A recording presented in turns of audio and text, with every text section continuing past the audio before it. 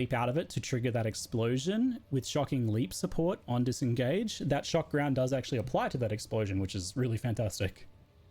Some suggested supports include the new one, Cadence. This would work well a lot of the time, I think, here, because you're doing 3 attacks, then doing something else, then another 3. So you should maintain something like a 30 to 60% attack speed buff a lot of the time, but you shouldn't ever hit that downside of attacking 8 times in 4 seconds, because you're going to be mixing up the skills you're doing, typically with Whirling Slash, and not just slashing endlessly.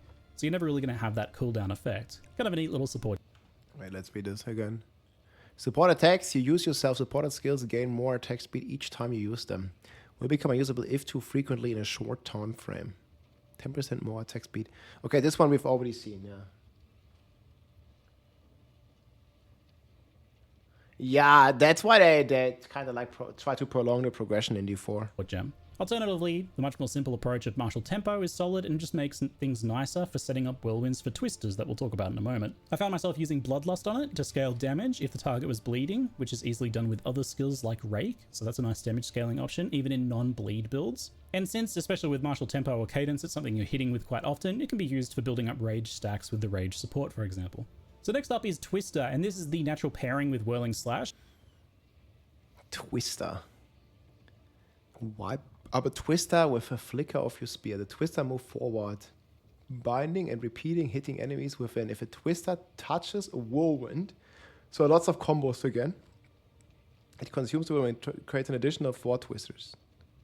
Passing elemental ground surface or consuming an elemental whirlwind will grant Twister extra damage of that element. This is probably going to come out all in the patch notes anyways, right?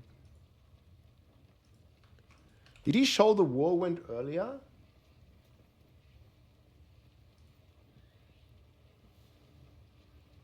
Yeah.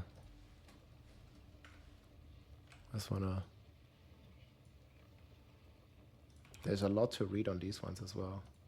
Which is a nice defensive buff to be able to apply guaranteed on enemies at a range like this. Like whirlwinds, when twisters travel over ground effects, they actually gain that element and deal 30% added elemental damage of that type. When they collide with a whirlwind from skills such as Whirling Slash, they consume the whirlwind to deal more damage and create more projectiles. Just note this doesn't cause the whirlwind to explode like it normally would. It consumes it to do this alternate effect with twisters specifically. So if you fire a whirlwind into... Does that look like a lot of damage? It consumes it to do this alternate effect with twisters specifically. So if you fire a whirlwind into... So if they can all hit the same, I think D4 SSF should take a bit. Stage 3 twister, that means 180% more damage. A full release instead of... I mean, they're aiming for the end of this year, but it's more likely, I think, to be start of 2026. So that's pretty... They said like before March of 2026 and 65% chance end of this year. Substantial payoff. That's as what a they said very baseline, recently. Twisters deal less damage than just using like basic spear throw, but you know, they pierce and they can bounce around and they can hit the target again as they bounce and come back. Pretty nice in enclosed areas, and when they're fully buffed with added elemental damage, they do tend to deal quite a bit more damage overall. They cannot shotgun with multiple projectiles though, even if it's